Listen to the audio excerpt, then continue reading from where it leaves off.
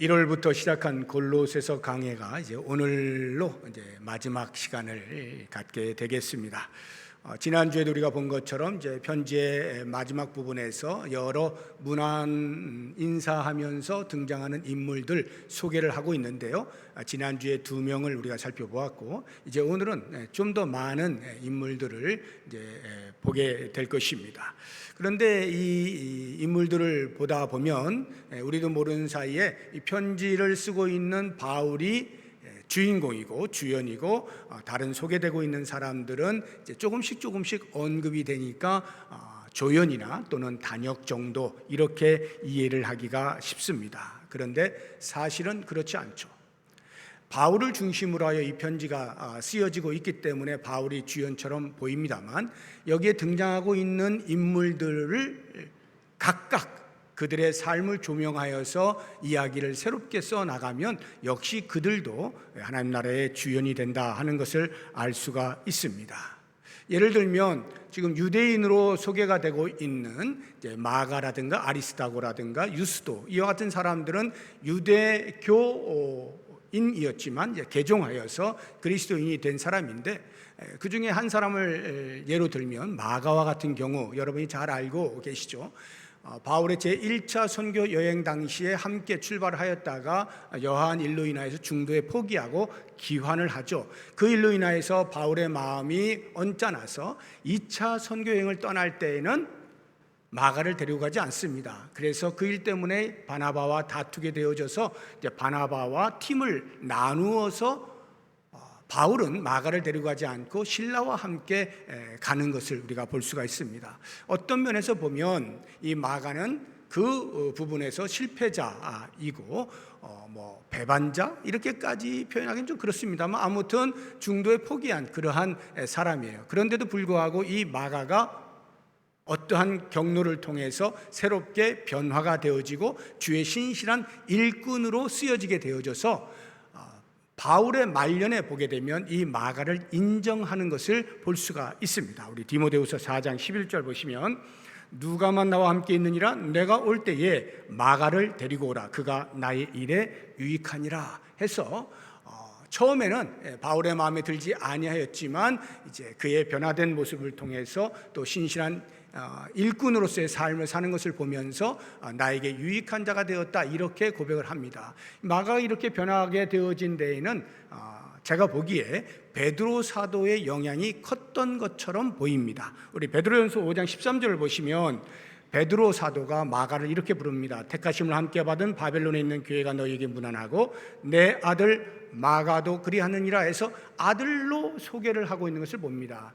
아마도 베드로가 예수님을 부인하는 실패를 경험하잖아요. 그리고는 이제 부활하신 주님을 만나 새롭게 변화가 되어지는데 어떤 동병상련을 느꼈는지 모르겠습니다. 마가도 어떤 한번 실패한 그것을 측은하게 여기고 아마 좋은 영향을 미쳤던 것 같아요. 그래서 잘 훈련을 받아서 마가가 크게 쓰임을 받은 것 같습니다. 그런 걸 보게 되어지면 마가를 중심으로 해서 마가의 일생을 처음부터 끝까지 만약에 책으로 편찬을 한다거나 이야기를 전개해 나간다고 하면 당연히 마가가 하나님 나라의 주연으로서 얼마든지 쓰여질 수 있다는 것을 우리가 알 수 있는 것입니다. 그 뒤에 보게 되면 이방인들 3명이 또 소개가 되고 있어요. 에바브라와 누가와 데마가 소개가 되고 있는데요. 그 가운데서도 한번 에바브라를 한번 보시게 되어지면 이 사람도 역시 얼마든지 하나님 나라의 주연으로 쓰여질 수 있다는 것을 알 수가 있습니다. 이 에바브라는요 골로새 교회를 개척한 사람입니다. 그러니까 바울에게서 복음을 듣고 그가 골로새에 가서 자기가 들은 복음을 그 골로새 사람들에게 전하여서 교회를 세웁니다. 골로새뿐만 아니라 그 이웃에 있는 지역 도시들 라오디게아나 히에라볼리 이런 데도 가서 복음을 전하고 교회를 세운 것으로 보입니다. 그래서 이 에바브라에 대하여서 사도 바울이 소개하고 있는 내용을 보시게 되면 12절 13절에 나오는데요. 그리스도 예수의 종인 너희에게서 온 에바브라가 너희에게 문안하느니라 그가 항상 너희를 위하여 애써 기도하며 너희로 하나님의 모든 뜻 가운데서 완전하고 확신 있게 서기를 구하나니 그가 너희와 라오디게아에 있는 자들과 히에라볼리에 있는 자들을 위하여 많이 수고하는 것을 내가 증언하노라 해서, 이 에바브라가 골로새와 라오디게아와 히에라볼리에서 얼마나 수고를 많이 했는지에 대하여 그를 중심으로 하여서 사건을 전개하고 이야기를 풀어 나가게 되면 얼마든지 에바브라도 하나님 나라의 주연으로서 손색이 없다는 것을 알게 되는 것입니다.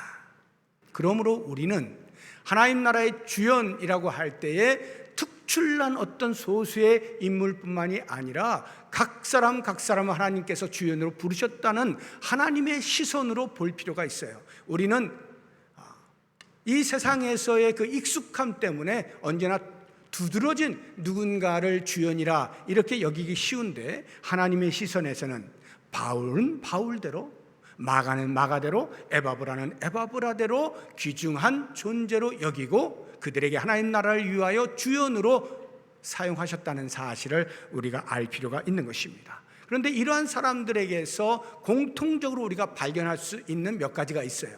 누가 하나님 나라의 주인이 될 수 있는가? 어떤 사람이 하나님 나라의 주인인가? 그 공통된 것 세 가지 정도를 제가 이제 찾아보았는데, 그 첫 번째가 하나님 나라의 주인은 반드시 하나님 나라를 위해서 살고 있다는 것을 알 수가 있어요. 그리고 두 번째로는 혼자가 아니라 함께 공동체로서 동역자의 정신을 가지고 산다는 것을 볼 수가 있고요. 마지막으로 그는 자기에게 주어진 사명을 끝까지 완수한다는 것을 알 수가 있습니다. 이 세 가지 공통된 부분들을 우리가 살펴보면서 나도 하나님께서 부르신 하나님 나라의 주연으로 살 수 있구나 하는 것을 좀 인지하고 그렇게 주인공답게 살아가는 결심이 있으면 좋겠습니다.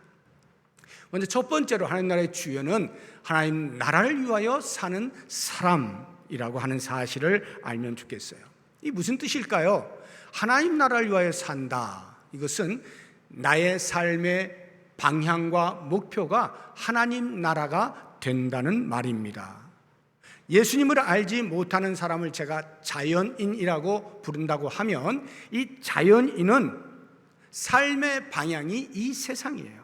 삶의 목표도 이 세상에서 이루고 누릴 그 무엇에 불과합니다.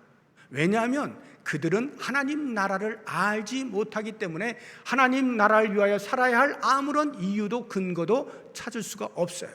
그저 그들의 눈에는 이 세상밖에 보이지 않는 것입니다. 그러나 성도에게 있어서는 다르죠. 성도는 이미 새로운 세계를 경험하는 사람들입니다. 저 천국을 보고 있는 사람들이에요. 그래서 우리의 삶의 방향과 목표와 목적은 전부 우리가 돌아갈 영원한 본향 천국이 될 수밖에 없는 거예요. 그러면 성도들은 이 세상을 어떻게 바라보나요? 이 세상은 잠시 머물 곳으로 봅니다. 그래서 성경은 우리 성도들의 삶을 나그네의 삶이라 이렇게 이야기를 합니다. 우리 히브리서 11장 13절 보겠습니다. 이 사람들은 다 믿음을 따라 죽었으며 약속을 받지 못하였으되 그것들을 멀리서 보고 환영하며 또 땅에서는 외국인과 나그네임을 증언하였으니, 하나님 나라의 입장에서 보면 이 땅은 외국이에요. 외국. 우리가 외국에서 사는 사람, 나그네로 사는 사람이고 우리의 본향은 천국이 되어지는 것이죠. 그래서 성도는요, 가치관 자체가 바뀌게 됩니다. 자연인의 가치관은요, 이 세상에서 가치 있다고 여기는 것을 최고로 알고 살아가요. 그런데 우리 성도에게서는 그 가치관이 바뀌는 거예요. 진짜 가치가 무엇이냐 할 때 세상에 있는 것들은 잠시 지나가는 것에 불과하기 때문에 여기에 진정한 가치를 두지 않아요. 우리는 하나님 나라의 가치를 두며 살아가게 되는 것입니다. 그렇다고 해서 그러면 성도가 이 세상을 떠나야 되느냐? 우리가 보통 그 사회 부적응자나 아니면 사회에 대해서 좀 해악을 끼치는 이런 사람들 보면 지구를 떠나라 이런 이야기 하잖아요. 그럼 성도는 다 지구를 떠나야 될 사람이냐? 아닙니다. 성도는요, 철저하게 세상 속으로 파고 들어가서 복음을 전할 사람들이에요. 그러면 성경은 성도를 어떻게 정의하느냐? 이 세상과 관련해서 세상에 있으나 세상에 속하지 않은 사람이라 이렇게 정의를 내립니다. 영어로 하면 in the world but not of the world. 세상에 두 발을 딛고 서 있어요. 그러나 세상의 풍조, 세상의 사고방식을 따라 살지 아니하는, 세상에 속하지 아니하는 사람이다, 이렇게 정의하는 겁니다.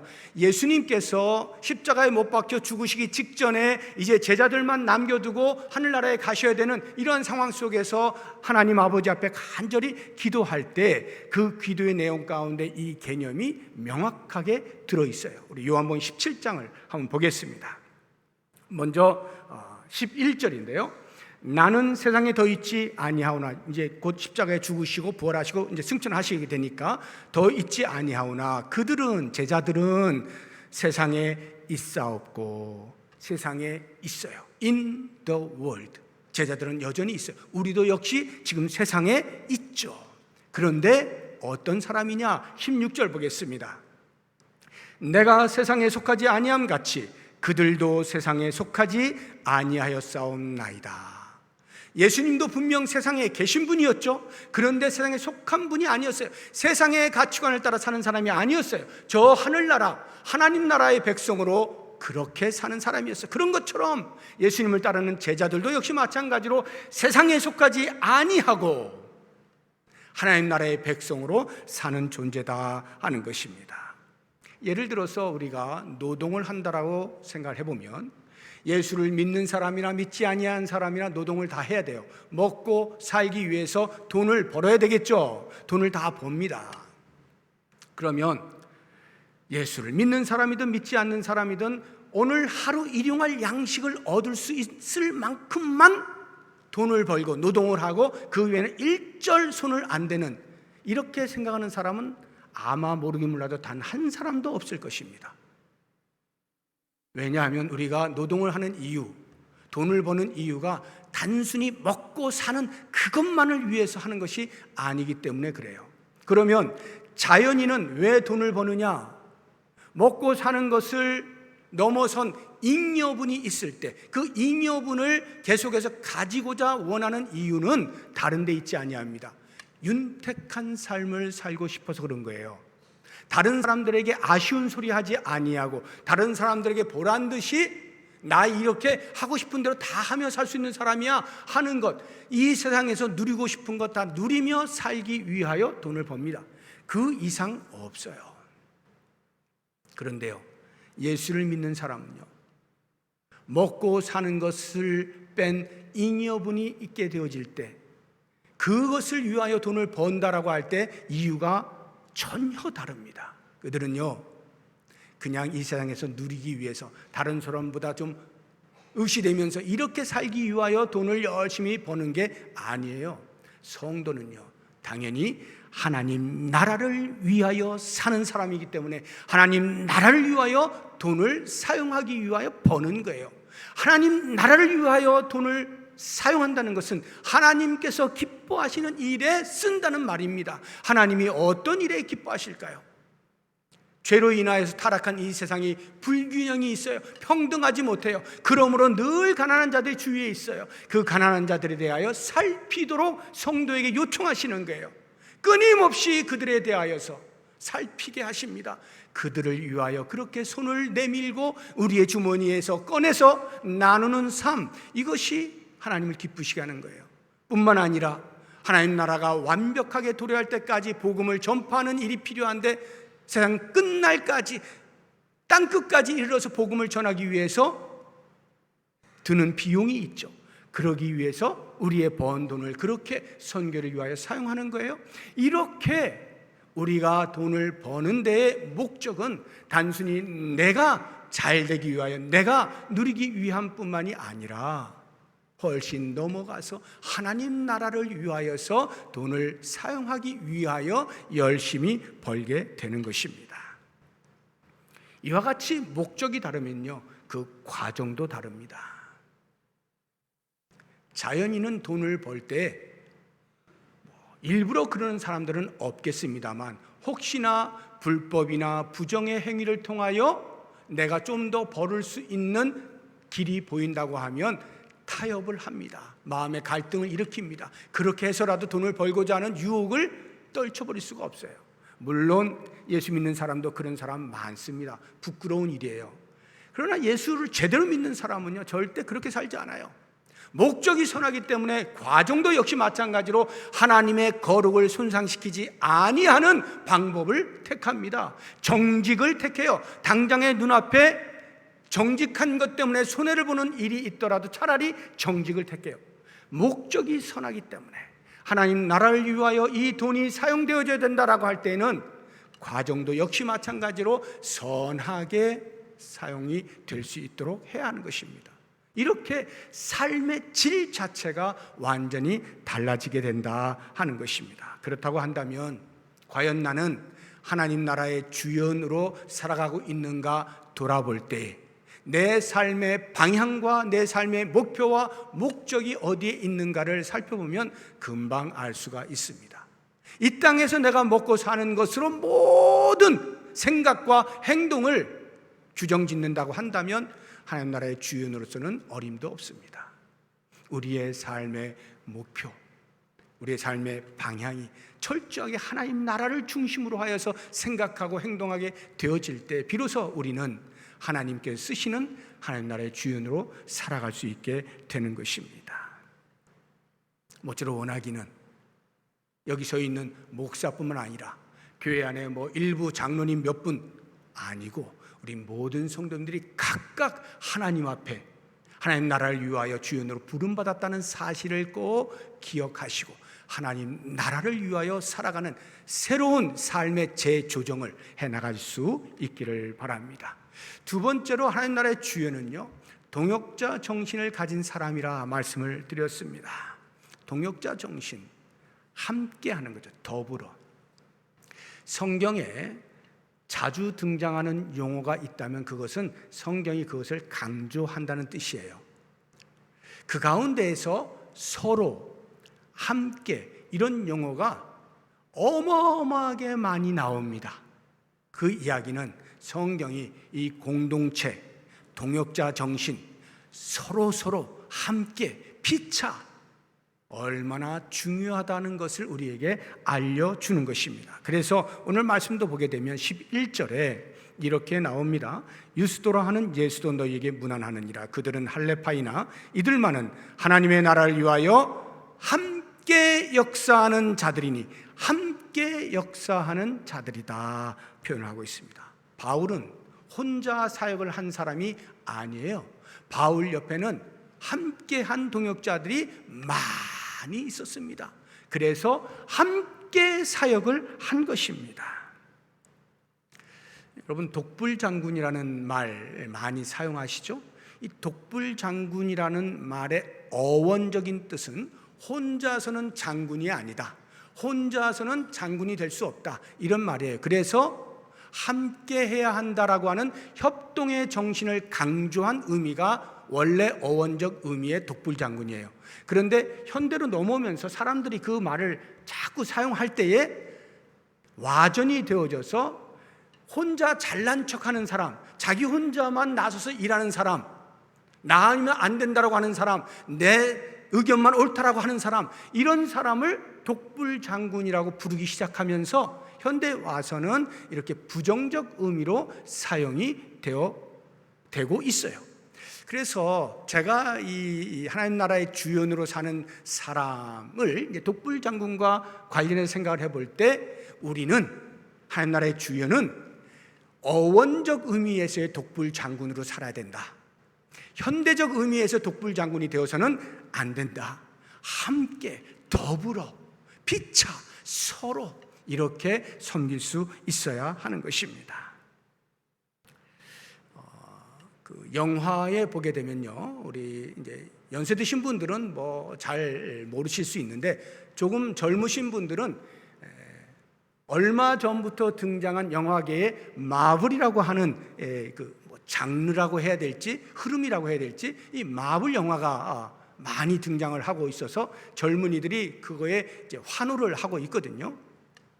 이게 무슨 뜻이냐? 마블이라고 하는 것이 이렇게 와 놀랐다, 원더풀 할 때 마블러스라는 단어도 써요. 여러 단어들이 이제 와 이렇게 경이로운 이렇게 할 때 마블러스를 이렇게 하거든요. 근데 이 마블이라고 하는 것이 슈퍼 히어로를 이제 주인공으로 삼아서 마치 좀 비현실적인 주인공, 어마어마한 능력을 가진 그런 영웅이 출연해서 적을 물리친다는 스토리의 영화들입니다.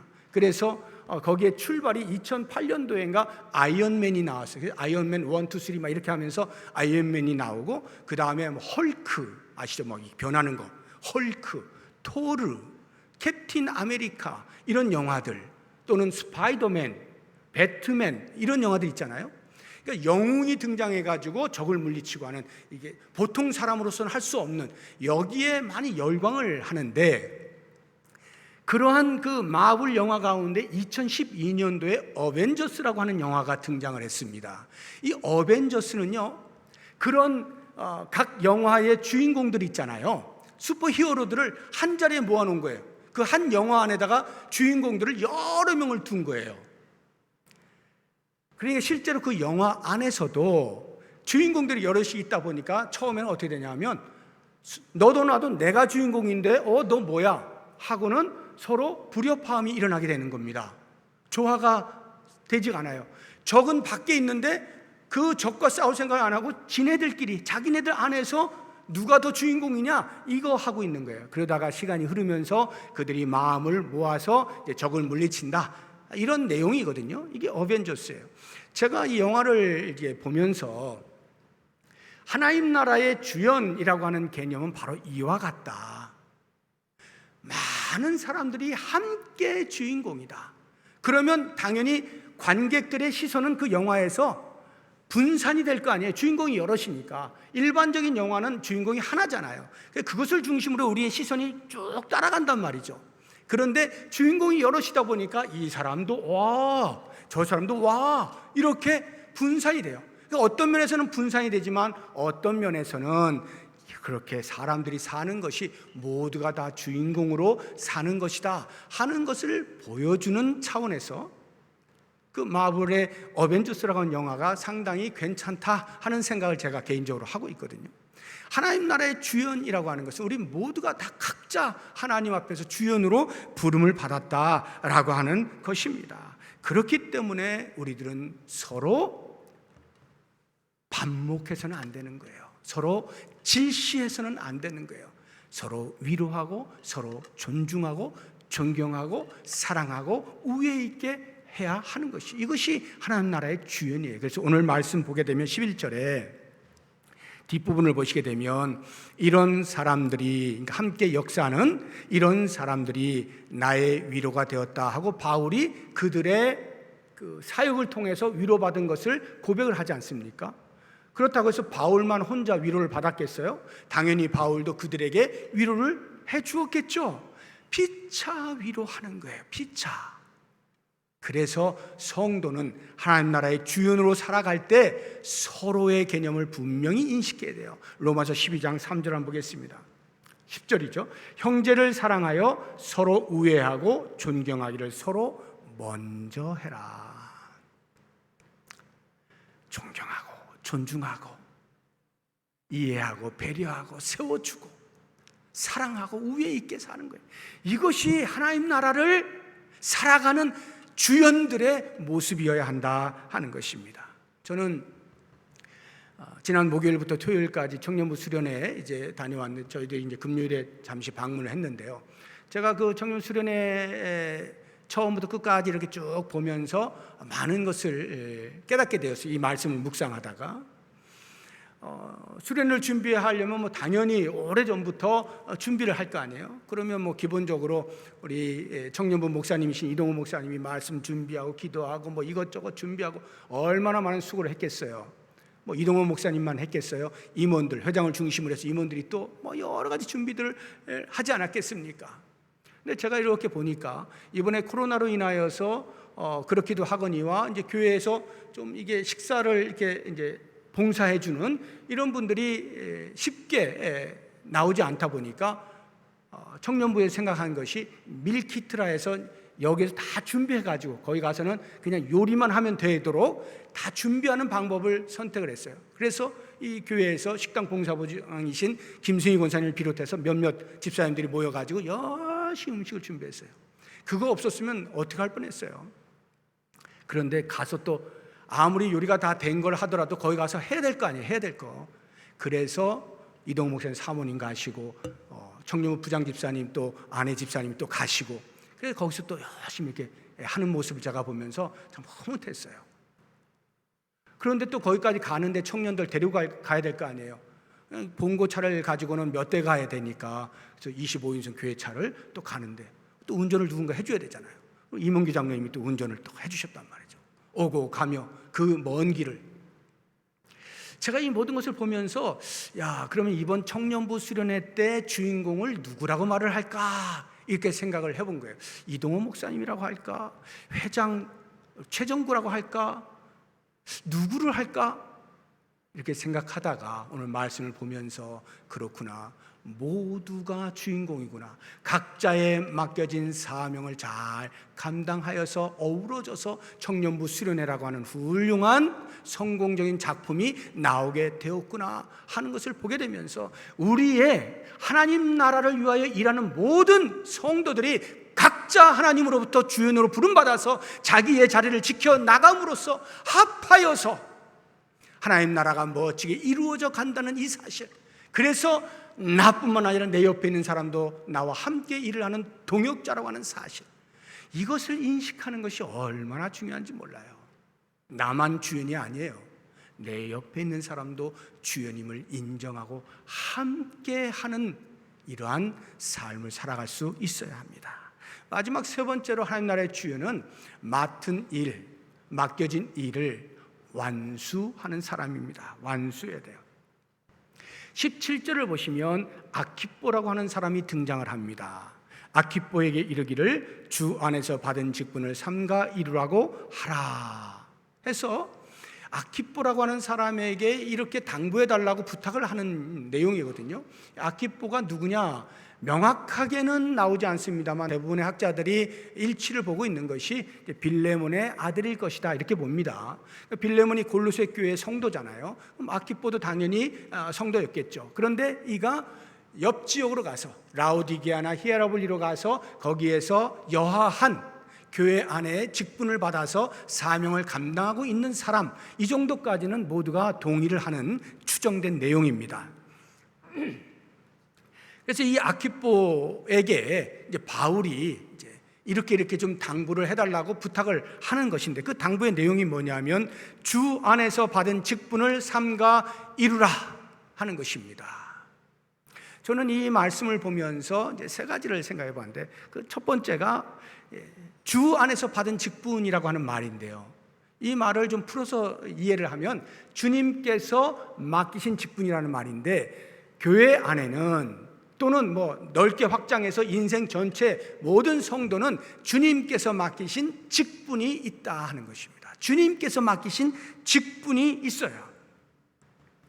우리 몸에 손발이 있고 눈, 코, 입기가 있고 장기들이 있고 여러 지체들이 있잖아요. 그런 것처럼 그리스도의 몸인 이 교회 안에도 여러 직분들이 있어요. 목사가 있고 장로가 있고 권사가 있고 집사가 있고 평신도가 있고 여전도 회장이 있고 여러 역할과 사명이 주어진 직분들이 있습니다.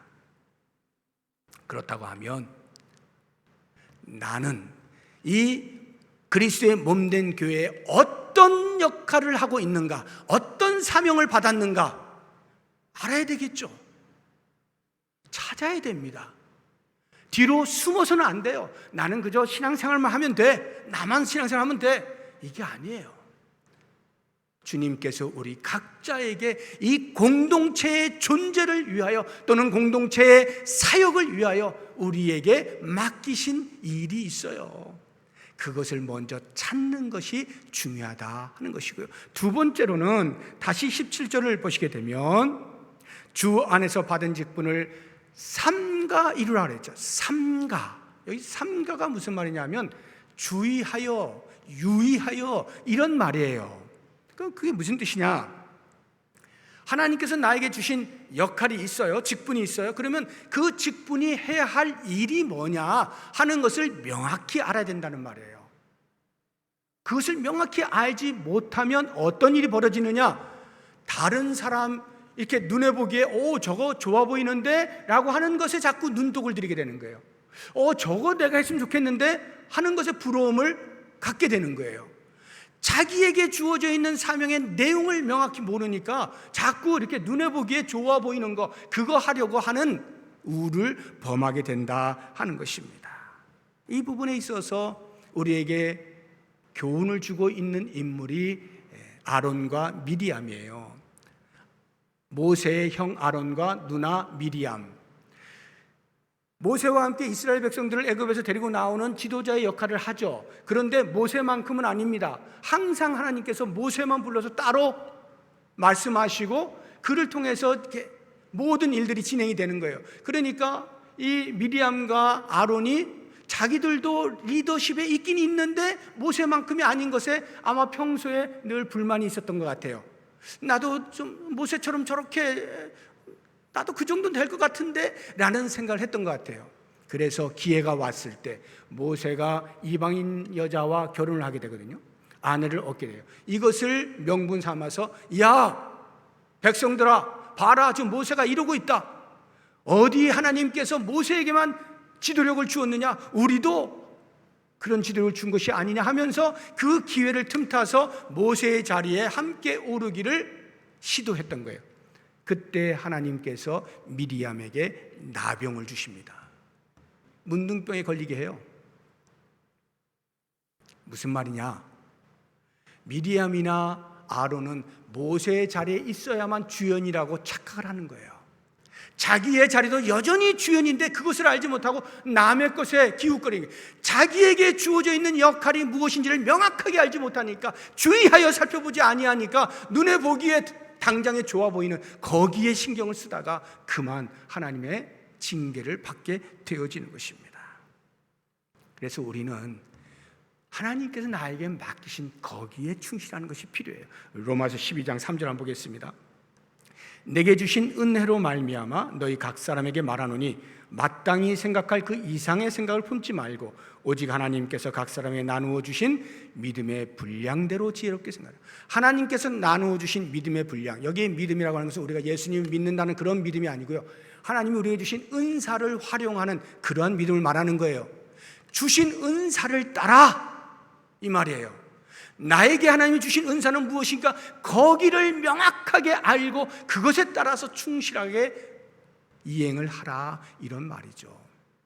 그리고 이 7절에서 마지막 세 번째를 보시게 되면, 다시 한번 7절 보세요. 17절, 아키뽀에게 이르기를 주 안에서 받은 직분을 삼가 이루라고 하라 할 때, 이루다라고 하는 말이 완성하다, 완수하다라고 하는 말이거든요. 그런데 우리가 흔히 이제 세상에서 이렇게 말들 하잖아요. 가다가 멈추면 안이감만 못하다, 이런 말 많이 쓰잖아요. 그래서 끝까지 해야 된다, 할 거면 시작했으면 끝까지 해라. 좋은 말이긴 한데 세상 일은, 제가 생각할 때 세상 일은 가다가 멈출 수 있다고 봅니다. 가다가 장애물 생기면 멈출 수 있고요, 포기할 수 있고요, 다른 거 선택할 수 있습니다. 저와 같은 생각을 여러 사람들이 하고 있더라고요. 제가 이렇게 살펴보니까 가다가 멈추면 그만큼 유익하다, 이렇게 말하는 사람도 많이 생겼더라고요. 그런데 세상 일들은 그럴 수 있어요. 하나님께서 맡기신 사명, 하나님께서 맡기신 직분, 그것은 끝까지 가야 됩니다. 왜? 하나님께서 그 사명을 맡기실 때 끝까지 완수할 수 있는 능력도 함께 주셨기 때문이에요. 그 능력을 함께 부여하셨기 때문이에요. 공급하시기 때문이에요. 우리는 보통 하다가 힘들면 멈출 수 있는 겁니다. 그렇지만 주의 일은요, 주님께서 적어도 맡기신다 했을 때는 끝까지 갈 수 있는 모든 힘을 계속해서 공급해 주시기 때문에 우리는 끝까지 가는 것이 필요한 것입니다. 이 부분에서 아쉬움을 남긴 사람이 데마예요. 오늘 말씀 14절 한번 보세요. 사랑을 받는 의사 누가와 또 데마가 너에게 문안하느니라 해서, 이때까지만 해도 데마가 바울과 함께 동역하는 사람으로서 이렇게 문안 인사에 소개가 되고 있어요. 그런데 이 데마가 시간이 흘러서 바울이 사역이 거의 끝나갈 즈음에는 바울로부터 좋지 못한 평가를 받습니다. 디모데후서 한번 보겠습니다. 4장 10절인데요. 데마는 이 세상을 사랑하여 나를 버리고 데살로니가로 갔다. 이렇게 되어 있습니다. 정확한 이유는 모릅니다. 그런데 데마가 끝까지 완수하지 못하고 중간쯤에 어떤 일로 인하여서 포기한 것을 알 수가 있습니다. 아쉬운 대목이죠. 우리는 주님께서 맡기신 사명이 있다라고 할 때 그 부분을 끝까지 감당하는 일이 필요한데요. 그래서 마지막 순간에 바울과 같은 고백을 반드시 할 수 있어야 돼요. 우리 디모데후서 4장 17절 한번 보겠습니다. 7절이죠. 나는 선한 싸움을 싸우고 나의 달려갈 길을 마치고 믿음을 지켰다. 나의 달려갈 길을 마쳤다. 이 고백을 하는 것 얼마나 큰 복인지 모릅니다. 저는 우리 성도 여러분 한 분 한 분이 자신의 인생을 다 살고 죽음을 눈앞에 두었을 때 꼭 이 고백을 하시길 바라요. 꼭 이 고백을 하십시오. 나는 선한 싸움을 싸우고 나의 달려갈 길을 마치고 믿음을 지켰다. 나의 달려갈 길을 마쳤다. 끝까지 완수했다. 이 고백을 꼭 할 수 있기를 바랍니다. 끝까지 완수하는 일에 있어서 필요한 것 두 가지가 있어요. 하나는 충성하는 거예요. 충성하는. 대충 해가지고는 완수가 안 되죠. 대충 해서는 안 돼요. 충성해야 돼요. 그래서 맡은 자들에게는 이것이 필요해요. 우리 고린도전서 4장 2절 보면 맡은 자들에게 구할 것은 충성이라고 이야기를 합니다. 대충 시간만 때우듯 해서는 안 되고 충성스럽게 해야 됩니다. 그리고 또 한 가지 뭘까요? 끝까지 가려면 참아야겠죠. 인내가 필요한 것입니다. 우리 히브리서 12장 1절 보겠습니다. 이러므로 우리에게 구름같이 둘러싼 허다한 증인들이 있으니 모든 무거운 것과 얽매기 쉬운 죄를 벗어버리고 인내로서 우리 앞에 당한 경주를 하며 인내로서 우리 앞에 당한 경주를 해야 돼. 끝까지 가야 되겠죠. 끝까지.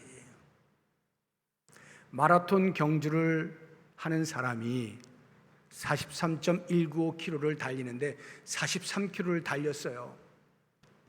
타의 추종을 불허할 만큼 빨리 달렸어요. 1시간 30분 만에 왔어요. 보통 2시간 넘습니다. 1시간 30분 만에 왔어요. 그걸 보고 있는 모든 사람들이 놀라는 거예요. 와, 어떻게 저런 사람이 있나? 세상에 어벤져스다 이러면서 이제 칭찬을 하고 있는데 갑자기 43km에서 풀썩 주저앉았어요. 195m를 달리지 못한 거예요. 결승선에 도달하지 못했어요. 그 사람은요 1시간 안에 43km를 달렸다 할지라도 아무도 기억하지 않습니다. 결승선에 도달하지 않는 사람을 기억하는 사람은 없어요. 끝까지 완수해야 되는 것이죠. 하나님께서 우리에게 맡기신 사명이 있어요. 좁게는 교회 안에서 맡겨진 사명들이 있고요. 넓게는 우리 인생 전체에서 우리에게 맡기신 사명이 있어요. 직업도 사명 중에 하나예요. 직업을 영어로 vocation이라고 합니다. 그런데요, 신학 용어로 vocation이 소명이에요. 그러니까 직업도 하나님께서 우리에게 맡기신 사명의 일종으로 보는 것입니다. 그렇기 때문에 직업을 잘 선택해야 돼요. 아무거나 하면 안 돼요. 하나님께 영광을 돌릴 만한 직업이어야 합니다.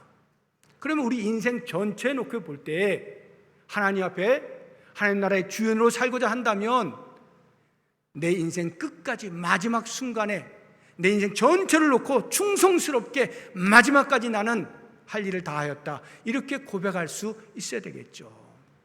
사랑하는 성도님들, 가정 안에서든지 교회 안에서든지 아니면 더 넓게 여러분의 인생, 개인의 인생 전체를 놓고 보아도 언제 어디에서나 나는 하나님 나라의 백성으로 살아가는 거예요. 하나님이 부르신 하나님 나라의 주연으로 살아야 하지 않겠습니까? 마지막 순간에 바울이 고백했던 이 고백, 나의 달려기를 다 마쳤다 하는 고백을 하실 수 있기를 주의 이름으로 축복합니다. 기도하겠습니다.